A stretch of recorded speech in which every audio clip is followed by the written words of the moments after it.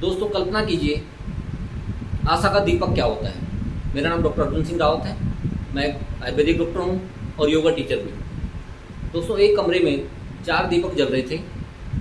कमरे के परिवेश में बहुत शांति छाई हुई थी। यहाँ तक कि अगर आप मंद स्वर में बातें करते तो भी वहाँ पर कुछ सुनाई नहीं देता।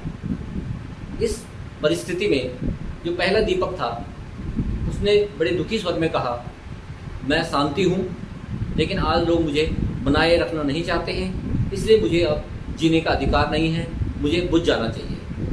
तभी एक हवा का झोंका आया और वह दीपक बुझ गया। जो दूसरा दीपक था उसने कहा, मैं विश्वास हूँ लेकिन अब लोग लंबे समय तक मुझे नहीं बनाए रखना चाहते हैं, इसलिए मुझे भी अब इस संसार में जीने का कोई हक नहीं है, और वह भी बुझ गया। तभी तीसरे दीपक जो था उसने कहा, बहुत दुखी मन से कहा कि मैं ज्ञान हूँ और मुझ में अब इतनी ताकत नहीं है कि मैं निरंतर जल सकूँ, क्योंकि बहुत सारे लोग मेरे महत्व को नहीं समझते हैं, और वो भी धीरे धीरे बुझ गया।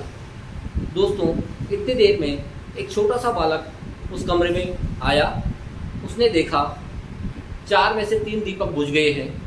उसने तीनों से पूछा कि आप लोग क्यों बुझ गए, क्योंकि आपको तो निरंतर जलते रहना था, आखिर वक्त तक जलते रहना चाहिए था ताकि आप प्रकाश फैला सके, लेकिन आप बुझ गए।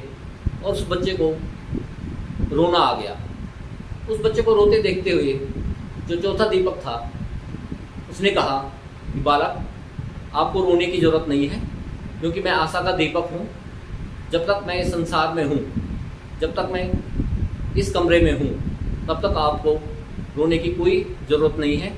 उस बच्चे ने आशा के दीपक को उठाया और तीनों दीपक को धीरे धीरे जलाना शुरू कर दिया, और उसकी आंखों में काफ़ी चमक आ गई। इसलिए दोस्तों हमेशा हमें अपने मन में आशा का दीपक जलाए रखना चाहिए और अंधकार को समाप्त करना चाहिए। धन्यवाद। जय हिंद, जय भारत।